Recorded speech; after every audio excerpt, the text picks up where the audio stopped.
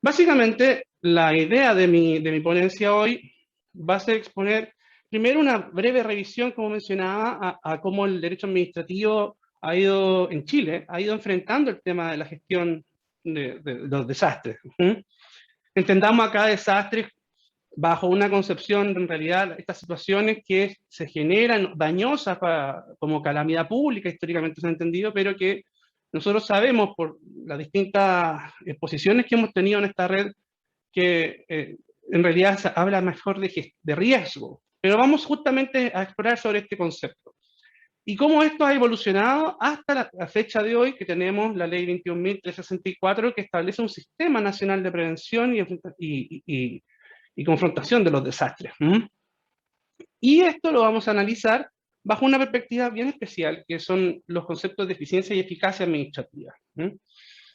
Y esto nos llevará finalmente a un comentario breve sobre cómo ha sido o cómo se ve la aplicación de esta legislación nueva. Y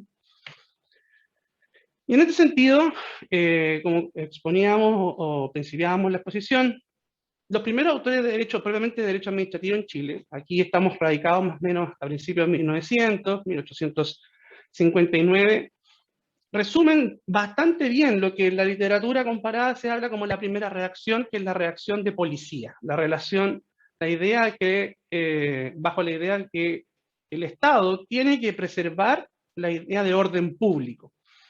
Una idea que, por cierto, más bien definida como el buen llevar de las cosas, en esa época se hablaba, un buen estado en el cual las personas pueden realizar sus actividades cotidianas.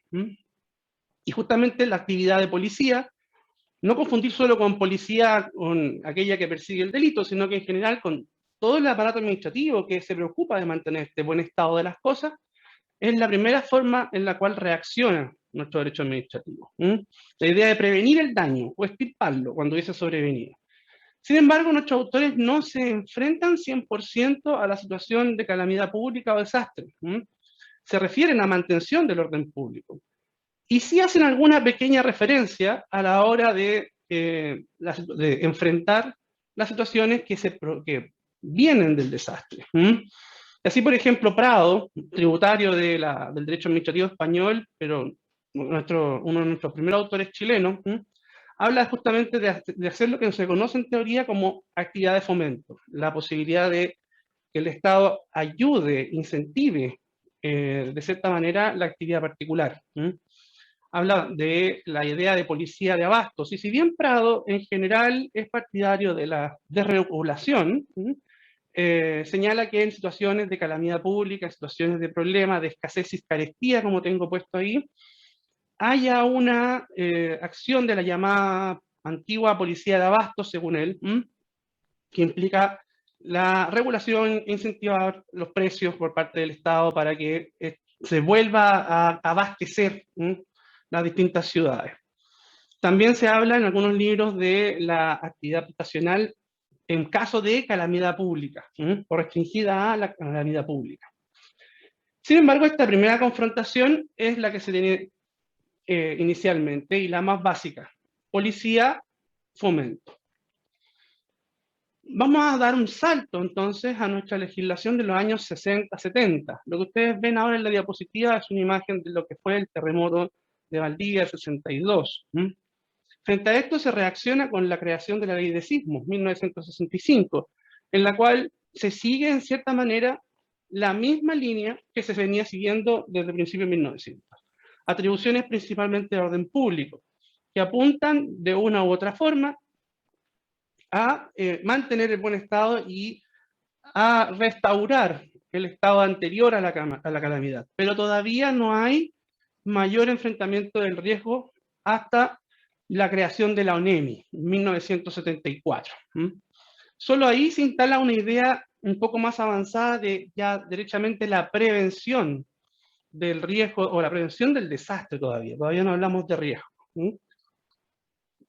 La prevención del riesgo, a través de un órgano que va a ser principalmente coordinador, pero también con una función de prevención o de planificación para evitar el desastre. Ahora bien, históricamente, después de la creación de la ONEMI, tenemos en el periodo alrededor de 1980, la instauración de competencias específicas respecto de gestión contra el desastre a nivel de gobierno regional y municipal, pero luego tenemos un silencio legislativo.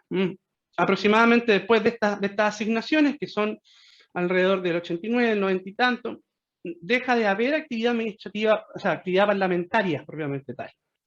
Y se gestiona una evolución del concepto a un concepto mucho más moderno a través de actuación y planificación administrativa.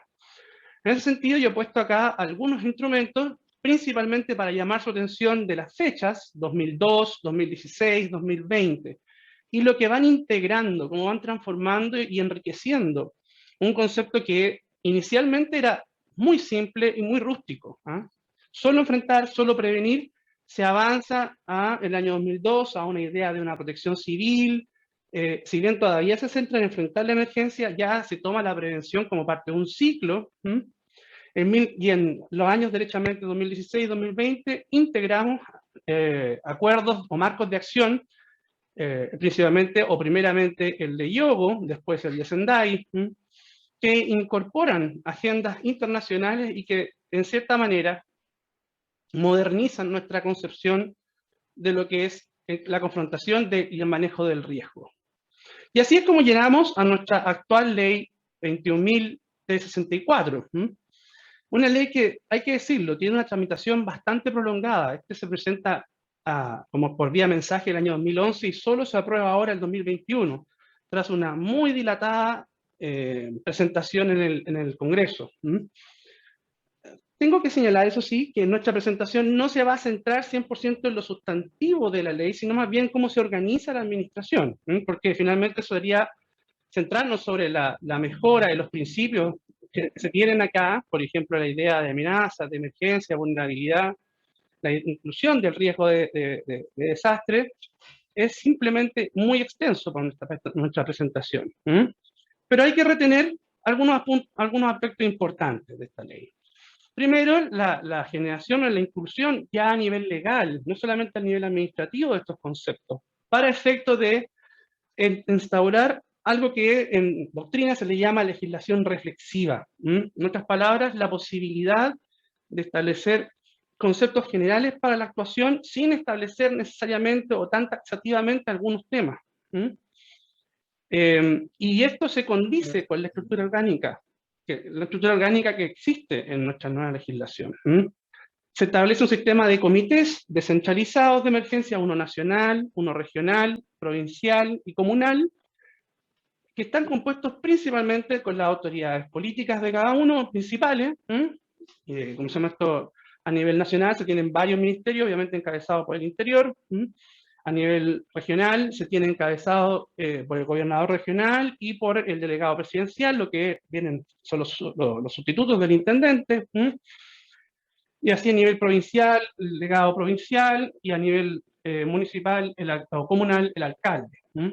Y en general se genera esta lógica decisoria a nivel de consejo, que ya existía en buenas cuentas tributadas anteriormente, y se va coordinando por lo que va a ser el sucesor de la ONEMI, que es el Servicio Nacional de Prevención y Respuesta a Desastres. Acá yo lo que quiero destacar es que hay un enfrentamiento legal sistemático, y eso es una gran evolución respecto de lo que era el enfrentamiento del derecho administrativo antes. Se ordenan y se regulan y se establece una jerarquía y un sistema de funcionamiento de lo que eran los planes administrativos que anteriormente yo les comenté existían y vinieron a llenar el vacío legislativo que había desde aproximadamente los 90. se coloca o se les da un uso a los distintos planes, programas que habíamos visto, y se establece la posibilidad de funcionamiento. Ahora bien, esa es la situación actual. Esta ley todavía está pendiente de entrar en vigencia porque tiene pendiente su reglamento, cosa que vamos a comentar en unos minutos más. Y lo que yo quisiera promover acá, y solamente como ejercicio para poder comentar, es usar los llamados principios de eficiencia y eficacia administrativa para efecto de poder visualizar si esta ley es un avance o no, más allá de lo conceptual, y poder discutir su futura aplicación y comentarla. Y al respecto, obviamente tengo que definir lo que son los conceptos de eficiencia y eficacia administrativa. Estos conceptos son de relativamente reciente inclusión. Estamos hablando que nuestro derecho administrativo como disciplina, los primeros ahora son de 1800, estos se involucran en la ley positiva alrededor de 1986, con la Ley General de Bases de la Administración. Y se han ido estructurando como parte general o como tronco de nuestra legislación administrativa. La Ley General de Bases de Administración, la Ley de Municipalidades, la misma Constitución, a propósito de los gobiernos regionales, establecen o mencionan en varias partes la eficiencia o eficacia administrativa. Y si bien estos conceptos tienen un origen que más bien se radica en las ciencias económicas y organizacionales, hoy en día pensamos y postulamos que requieren una modernización. Cuando uno habla de eficiencia y eficacia, uno piensa inmediatamente en cuanto a la eficacia, en la aptitud o la capacidad que tiene alguna institución, en este caso administrativa, norma administrativa, para conseguir el fin para el cual está pensada. Por otro lado, eficiencia nos remite a la idea del mejor o correcto uso de los medios, de los fondos públicos, de los fines públicos, recursos públicos, para lograr esa eficacia, para conseguir esa eficacia. Y si bien estos conceptos eran naturalmente así cuando fueron incorporados en nuestra legislación, actualmente estos conceptos quedan cortos. ¿Y esto por qué? Porque ha habido una evolución en el Estado. Nuestro Estado ha avanzado o atiende a avanzar hacia un Estado social de derecho, donde también se han involucrado o se han incorporado distintas corrientes que han tratado de integrar nuestra regulación administrativa en materia de derechos fundamentales, en materia de buenas prácticas, y por lo mismo pensamos que ambos principios de eficiencia y eficacia administrativa han evolucionado. Hay autores comparados, Schmidt-Assmann en Alemania, Baker-Kaviria en España, que han postulado que sobre todo la eficacia han modificado su comportamiento, y ya no solamente es un fin específico como algo organizacional, sino más bien que este fin tiene que ir acorde a los principios de un Estado social de derecho, por ejemplo. Nosotros pensamos que requiere modernización y actualmente eso es parte de una investigación en progreso. Eso es parte de justamente el trabajo doctoral que me encuentro actualmente realizando. Pero por de pronto nos sirve para analizar estas ideas básicas que hemos expuesto de la consecución del fin, de la consecución de un fin no solamente puntual, específico, organizacional, sino que algo más amplio desde el punto de vista jurídico, de los fines de un Estado social de derecho, y la eficacia respecto del uso gradual de los recursos públicos, esto permeado por las concepciones modernas del Estado, es decir, mediante transparencia, probidad y también obviamente los derechos fundamentales. Habiendo puesto este énfasis, ¿qué comentarios nos surgen de la anterior legislación y de la legislación actual que estamos revisando?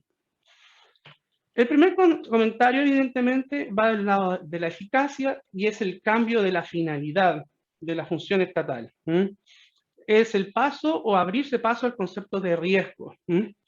Autores como de Pardo en España, por allá por el 2003, planteaban la idea de abandonar la idea de la concepción de orden público que busca o está ligado a una noción de peligro cero en la sociedad para avanzar a una idea de riesgo, a enfrentar la necesaria mantención de un riesgo constante de la sociedad y legitimar un cierto nivel de ello y manejarlo. Y en ese sentido, nuestra legislación la nueva legislación sobre el sistema nacional está en esa línea, sobre el SINAPRED, para abreviarlo, está en esa línea. Se abraza la idea de riesgo, la gestión del mismo y un ciclo de gestión. Se entiende la prevención, la mitigación, ¿cómo se llama? El enfrentamiento a la emergencia y después, ¿cómo se llama? La idea de reconstrucción.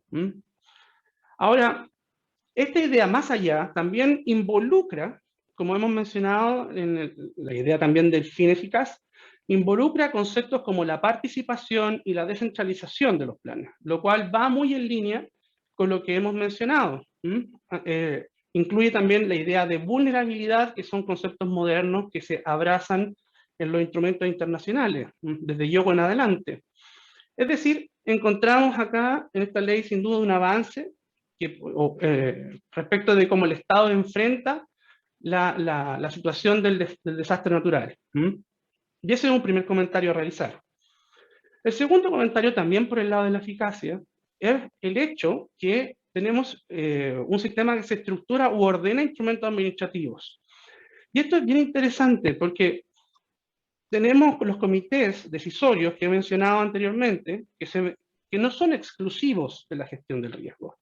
Se dedican a muchas otras cosas. Entonces va a ser necesario, estos de todas formas van a seguir actuando en tiempos donde no haya que enfrentar una emergencia, que también es un tema que no estaba presente en la legalidad, ahora se involucra en lo que es a nivel legal.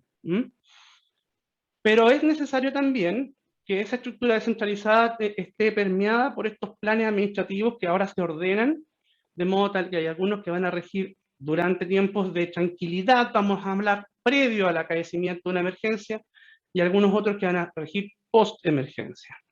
Y en estos planes hay una finalidad abierta. Nosotros creemos que, sobre todo lo que tiene que ver con la prevención, va a haber una mirada participativa por la composición de estos consejos, y tal vez en este sentido vamos a depender de la actuación del sucesor de la ONEMI, para recoger a través de la academia, a través de la participación ciudadana, distintos conceptos que sean importantes para articular prevención del riesgo en adelante. Cabe señalar, sí, aquí una advertencia, que la regulación de la post-acaecimiento de la emergencia, todo lo que es el enfrentamiento y la reconstrucción, digamos, post-emergencia, todavía está pendiente porque se ha dejado en manos de reglamento. Y eso obviamente es una situación que tenemos que advertir, puesto que es un peligro para una mala aplicación o para una inactividad. Va a haber que estar pendientes al momento de entrar en vigencia este reglamento. Y nuestro último comentario respecto de la eficiencia, porque hasta ahora no hemos hablado de ella. Nosotros vemos que respecto del punto de vista de la eficacia, la ley constituye una evolución, pero respecto de la eficiencia. Y acá es complejo hablar de la eficiencia desde el punto de vista abstracto sin ver la aplicación. Pero sí, desde el punto de vista jurídico, uno puede hacer un análisis sobre si la ley tiene o no los sustentos para asegurar el manejo eficiente, para asegurar la idea de un uso adecuado de los recursos, transparentes de los recursos, y en ese sentido, la ley, al menos desde el punto de vista declarativo, los tiene.